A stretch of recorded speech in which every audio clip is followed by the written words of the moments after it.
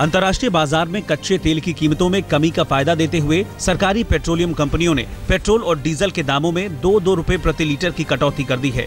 नई दरें लागू हो चुकी हैं। इससे पहले तेल कंपनियों ने 1 जुलाई को पेट्रोल और डीजल की कीमतों में 31 पैसे और 71 पैसे प्रति लीटर की कमी की थी, जबकि 15 जून को पेट्रोल में 64 पैसे और डीजल में 1 रुपए 35 पैसे प्रति लीटर की कटौती की गई थी।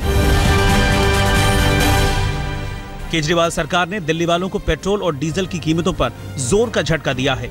दिल्ली सरकार ने पेट्रोल और डीजल पर वैट बढ़ा दिया है, जिससे राष्ट्रीय राजधानी में पेट्रोल 2 रुपए 78 पैसे और डीजल 1 रुपए 83 पैसे महंगा हो गया है।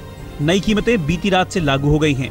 केजरीवाल सरकार ने बुधवार को दिल्ली में पेट्रोल पर वैट 20% से बढ़ाकर 25% और डीजल पर वैट 12.5% से बढ़ाकर 16.6% कर दिया। तो निश्चित रूप से सरकार धोखा देने वाली सरकार है, महंगाई बढ़ाने वाली सरकार है, जनता के हितों की रक्षा नहीं करने वाली सरकार है और अपनी प्रसिद्धि के लिए पूरे दिल्ली भर में दिल्ली के जनता की जो गाड़ी कमाई है उससे अपना प्रचार प्रसार कर रहे हैं। बिहार में आज से बीजेपी परिवर्तन यात्रा शुरू कर रही है। पार्टी के मुखिया अमित शाह अब से कुछ देर बाद गांधी मैदान से इस यात्रा की शुरुआत करेंगे। अमित शाह की यात्रा के लिए परिवर्तन रथ तैयार हो चुका है।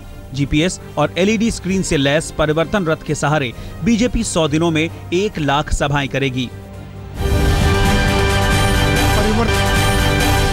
बीजेपी की परिवर्तन यात्रा पर सत्ताधारी दल ने चुटकी ली है, जबकि विरोधी पार्टी आरजेडी ने हाईटेक प्रचार के खर्च पर सवाल खड़े कर दिए हैं। मुख्यमंत्री नीतीश कुमार ने कहा है कि जो बिहार उन्नति और शांति के रास्ते पर आगे बढ़ रहा है, उसमें किस तरह का परिवर्तन बीजेपी लाना चाहती है, जबकि लालू प्रसाद यादव ने कहा कि यात्रा के लिए इतनी महंगी बस का पैसा कहां से आ रहा है। लोग आज जो निश्चिंत होकर अपना कारोबार कर रहे हैं, आराम से घूम रहे हैं, मन से डर निकल गया, लोग क्या चाहते हैं? सबको फिर दहशत में डाल दें। बिहार के लोगों को दहशत में ले जाना चाहते हैं। परिवर्तन का मतलब तो यही है, जो अच्छा चीज हुआ उसको बदल देंगे, यानी यहाँ जो कुछ भी बढ़िया हो रहा है उसको समाप्त कर देंगे और फिर बिहार को गड्ढे में ढकेल देना चाहते हैं। ये परिवर्तन होगा और क्या मतलब? हाँ, तो एक बस का दाम है 30-30 करोड़। ये रुपया कहाँ से आया? उसमें सारा सुविधा का अंदर खेला है। 1993 में मुंबई सीरियल ब्लास्ट के गुनहगार याकूब मेमन को 30 जुलाई को फांसी दी जा सकती है। टाडा कोर्ट ने डेथ वारंट जारी कर दिया है। हालांकि मेमन ने सुप्रीम कोर्ट में क्यूरेटिव पिटीशन दाखिल की है। याकूब मेमन को फांसी के तख्ते पर लटकाया जाता है तो 1993 बम धमाकों में फांसी के तख्ते पर लटकने वाला वो पहला आरोपी होगा।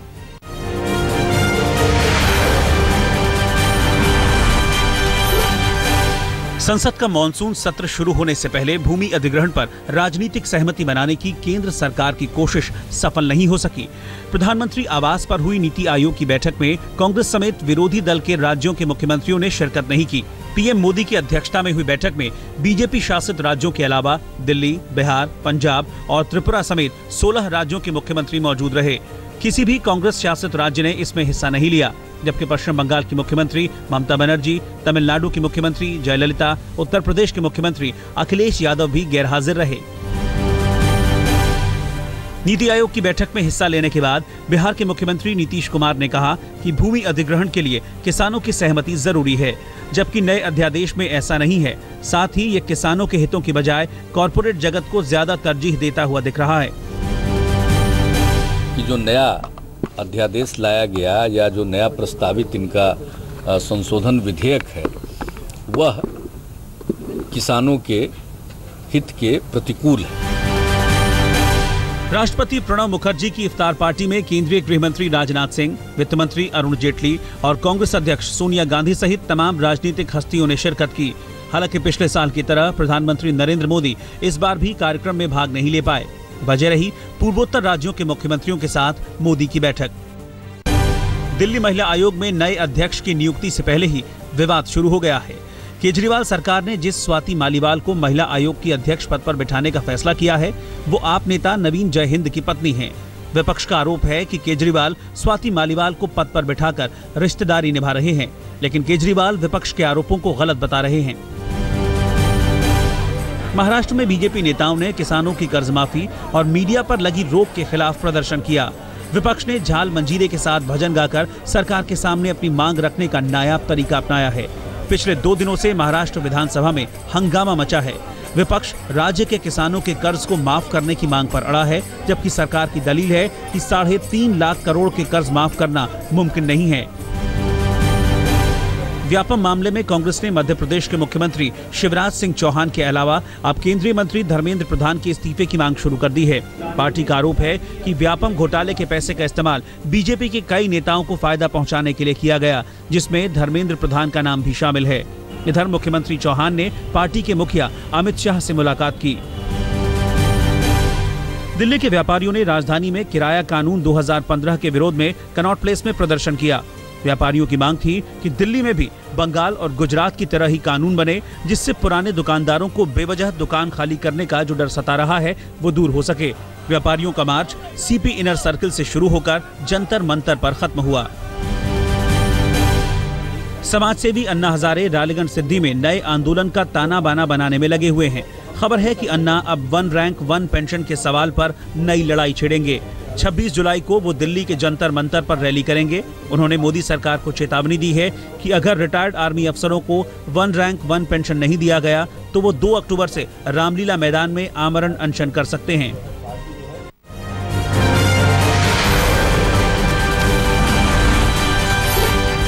आसाराम यौन शोषण मामले में मुख्य गवाह कृपाल सिंह की हत्या की उसकी पत्नी ने सीबीआई जांच की मांग की है। मुख्यमंत्री को लिखी अपनी चिट्ठी में 50 लाख मुआवजा, बच्चों को मुफ्त शिक्षा और परिवार की सुरक्षा के लिए रिवॉल्वर के लाइसेंस की भी मांग की गई है।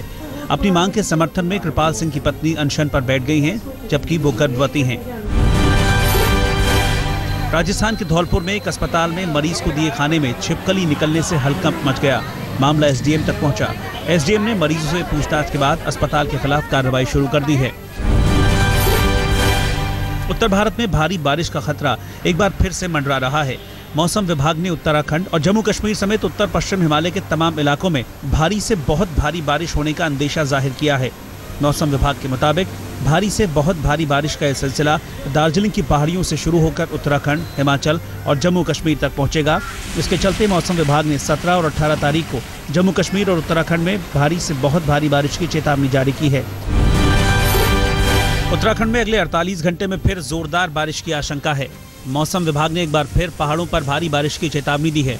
इस बार बारिश पिथौरागढ़, चंपावत, उधम सिंह नगर, अल्मोड़ा, नैनीताल और पौड़ी जिलों में अपना कहर बरपा सकती है। सरकार ने इस नई चेतावनी के बाद सूबे में अलर्ट जारी कर एसडीआरएफ, पुलिस और दूसरी एजेंसियों को चौकन्ना रहने को कहा है। हालांकि अभी 4 धाम यात्रा सुचारू रूप से जारी है, लेकिन 77 संपर्क मार्ग अभी भी बंद हैं, जिन्हें खोलने की कोशिश चल रही है। हिमाचल प्रदेश में एक बार फिर आसमान से आफत बरसेगी। राज्य मौसम विभाग ने राज्य में आगामी 3 दिनों के लिए अलर्ट जारी किया है। वहीं अब तक हुई बारिश ने लोगों का जीना मुहाल कर दिया है। बारिश की वजह से अब तक 6 लोगों की जान जा चुकी है। राजधानी शिमला में पिछले दिनों मूसलाधार बारिश की वजह से शहर में जगह जगह पहाड़ दरकने से कई गाड़ियां दब गईं। कई मकानों को भूस्खलन के चलते नुकसान हुआ है। पूरे उत्तर भारत में मानसून की बारिश ने जहां जनजीवन को अस्त व्यस्त कर दिया, वहीं खेतों में हरियाली ला दी। मानसून की भरपूर बारिश ने सब्जियों की बम्पर खेती होने की उम्मीद है। आने वाले महीनों में सब्जियों की कीमतें काबू में रहेंगी। वहीं दाल के दाम को लेकर संकट बरकरार है। ऐसी आशंका है कि दाल के दाम में और इजाफा हो सकता है। उत्तर प्रदेश सरकार की पहल पर शुरू हुई स्कूलों में मिड डे मील के साथ बच्चों को मुफ्त दूध देने की योजना की कलाई खुल गई है। स्कूलों में बच्चों को दूध मिलना तो दूर, मिड डे मील भी ठीक से नहीं मिल रहा है। बलिया जिले के स्कूल में जब आज तक की टीम पड़ताल करने पहुंची तो नजारा कुछ और ही था। प्रिंसिपल गायब थे और एमडीएम का चूल्हा भी बुझा हुआ था। कमोबेश यही हाल सूबे के सभी सरकारी स्कूलों के हैं, लेकिन अखिलेश सरकार लापरवाह बनी हुई है।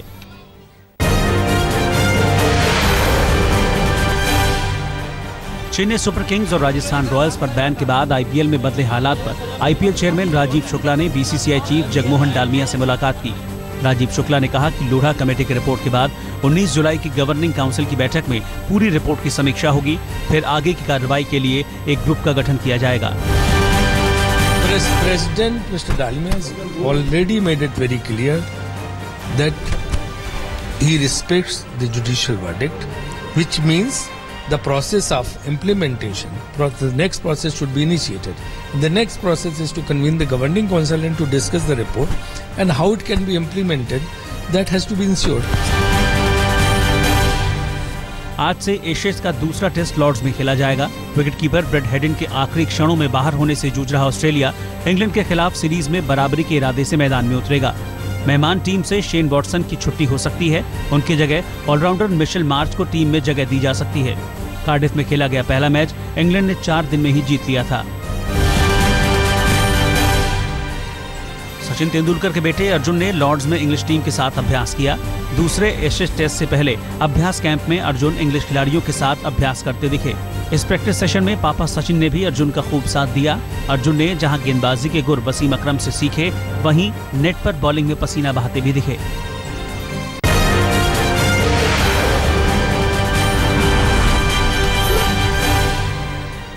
अमेरिका के जॉर्जिया में समंदर में फंसे एक शख्स को तटरक्षकों ने बचा लिया। दरअसल समुद्र में तफरी करने निकले एक सैलानी की बोट में अचानक आग लग गई। जान बचाने के लिए उसे समुद्र में कूदना पड़ा। बाद में हेलीकॉप्टर की मदद से कोस्ट गार्ड की टीम ने उसे बाहर निकाला।